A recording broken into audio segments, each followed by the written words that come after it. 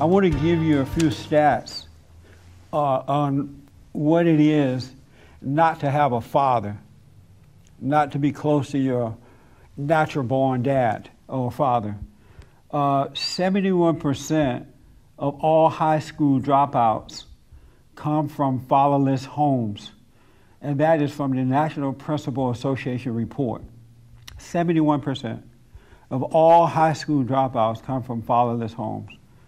71% of pregnant teenagers lack a father, and that's from the U.S. Department of Health and Human Services press release.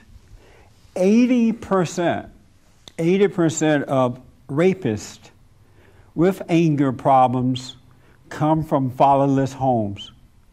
That's from the Justice and Behavior.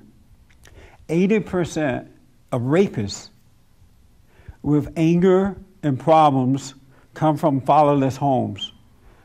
85% of children who show behavior disorders comes from fatherless homes. That's from the Center for Disease Control. 85% of those kids. 90% of all homeless and runaway children are from fatherless homes.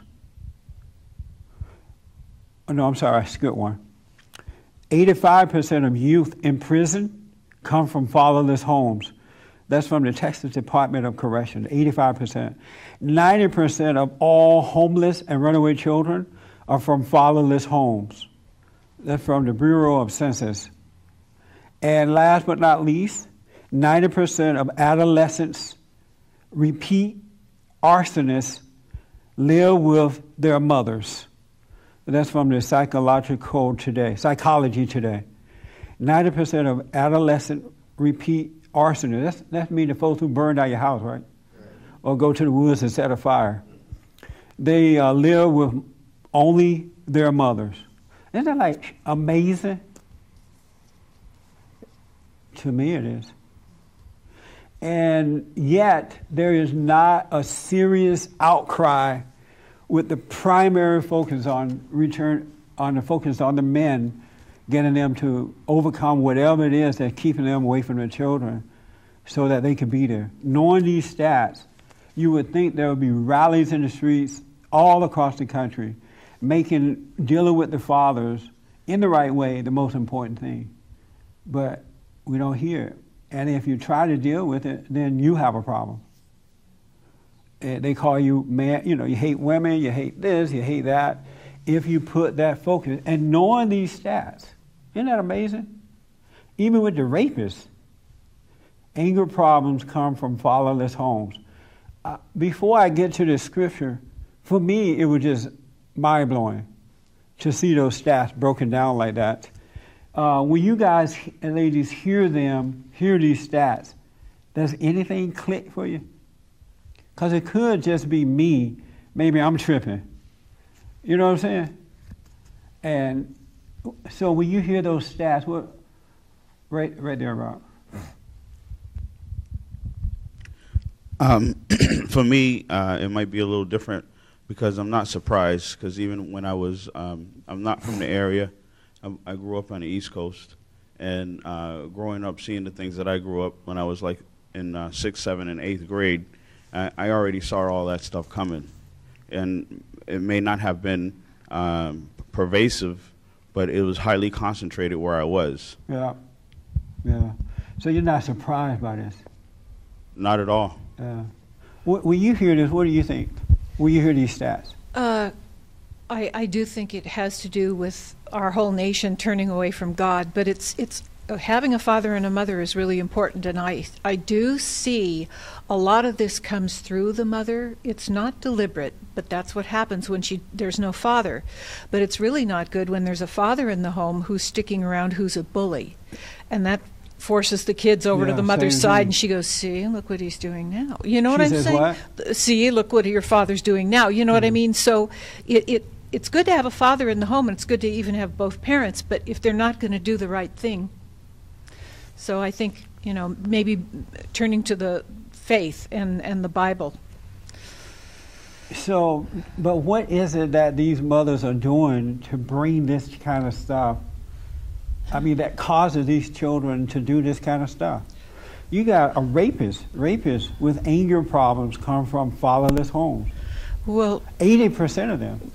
Mothers, I mean, see, now I'm going to be called a sexist or something, but women can be, more so than men, verbally abusive, and they can be very cruel, and they can browbeat their kids, and that makes them angry.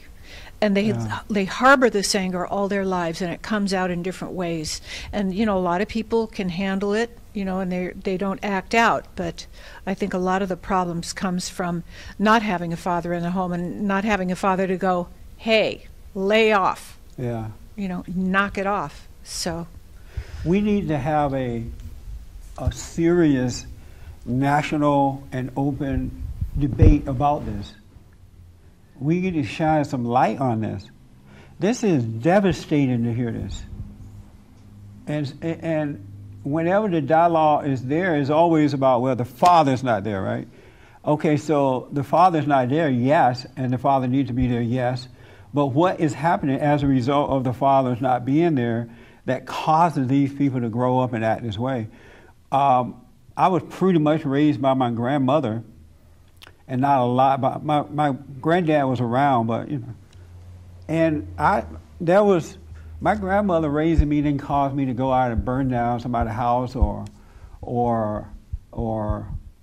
go to prison or rape somebody or what all this stuff is doing. It never occurred to me to be that way. So there was even a change in the way that the women were raising their kids at some point in life. How come we can't get a national debate going on about these kind of the impact on these children that are coming from these homes without fathers, and focus on what women and men are doing, men and women are doing?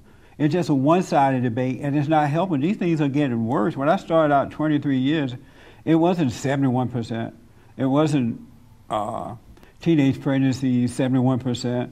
And this is not just the black community. This is overall. This is nationally. Why can't we get an open debate about this so that we can help all people, well, those that want it? Society is becoming more godless. So you have a lot of intellectuals, and they're running things. But they don't have a problem discussing the weakness of the fathers, though, and they're godless. But they don't want to talk about the women. Why not, though?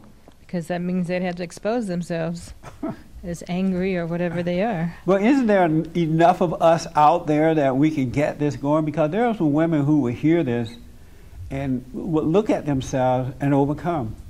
Mm-hmm. But somebody is preventing it from happening, period.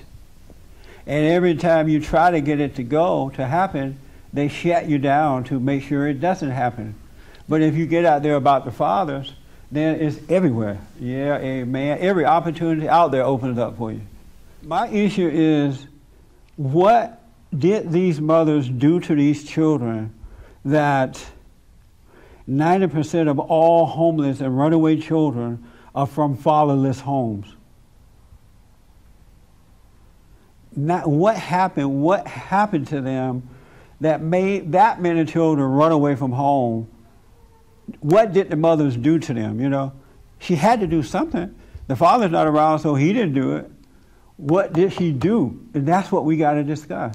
Because if we don't get that dialogue going, a lot of mothers, as you were saying, not going to really look at themselves and say, yeah, I did do that. And you know what? I didn't realize how wrong I was.